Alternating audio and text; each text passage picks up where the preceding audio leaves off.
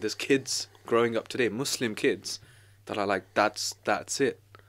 So this is why we're speaking to you. Let's talk about Hollywood. What was that like? When we talk about Hollywood, by the way, we're talking about like who, because people can ask who controls Hollywood, like who is. It's not what you think. I know, right? That's what I'm saying. It's not what you think. But that's what people think. I've right? got amazing friends. Yeah, from all religions in Hollywood. And majority of people in Hollywood don't even know what Islam is.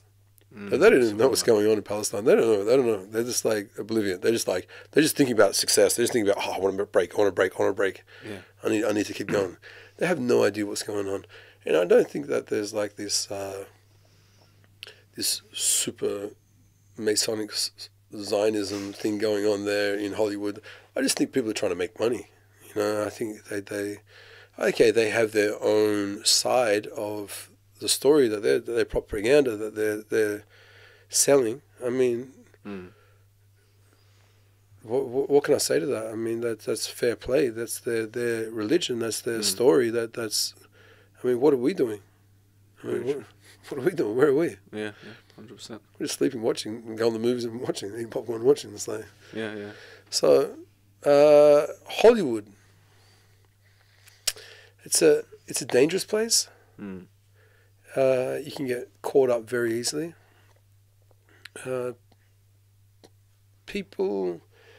Majority of the people in this world don't know why they're here or where they're going, and it's very easy to get lost in Hollywood. Alhamdulillah, I always had Dean to come back to, and Dean is one thing that got me out of Hollywood. I was living with a friend there, and I just started reading more and more Quran, and I was like, I could have stayed there. I had big offers to stay. That was one offer, was for a TV show you might know. It's called Spartacus, and I went through 6 auditions. I was going in weekend with the director, the writer, the producer, like everyone, and then I was supposed to sign.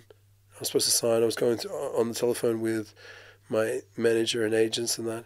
Signed to take the lead role. Yeah, it's the lead role of Spartacus, and the contract was awesome. It was awesome. It was like a dream role. I was like, yeah, Spartacus fighting and all that. I love that stuff, Yeah. Who doesn't? I mean, growing up, I got 3 older brothers. We were sportsmen. We love that stuff. So what happened with me was we were going through the contract, and the lawyer mentioned full frontal nudity, and he's like, ha, but you're okay with that, aren't you, Rashad? Ha, ha. And I was like, what? I was like, what's going on? What do you mean full frontal nudity? And then we got off the phone, and I called him back, because I was embarrassed to actually ask about it. So I said, what do you mean full frontal nudity? What do you mean by that? And he started explaining, let me call them, the network, Stars, Sam Raimi, the Stars network. And he ended up calling me back the next day, and he said, okay, so they've referenced Eastern Promises. And I don't know if you've probably never watched that film. It's like it's actually an English film based in England. The Russian mafia, where Viggo Mortensen is playing a Russian guy, and Naomi Watts, and he ends up going to this Albanian spa, and he's like hanging out there, and then these Albanians come and get him, and he's rolling around naked, and like you see everything, and wow. They reference that for you. And they reference that as that's how naked they want me to be. And I was just like, I can't do that. I was just like, I can't do that. So I've never done that before in my life, and I've never done that in drama school, and I've got all this weight, and I was like, I can't do that. I said to him, no, I'm not doing that. And he was angry. The lawyer was angry, and then we had a whole conference call again about that. And I mean, this is a sort of repetitious thing that was happening with me in Hollywood. It wasn't easy. To get a role that was halal is not easy. So ended up saying no to it, and they were all gutted. Like, my agents were gutted, my manager was gutted, my lawyer was gutted. They were all like upset, and I was like, Naseeb, I called my mum. She was really proud of me. She said, you know what, Rashad, it's just like, if you won the lottery and you just invested in building a mosque, just wouldn't really mean anything, so keep your niyat clean, keep your intentions clean, and just continue working. Something will come one day. I was like, thanks, Mum.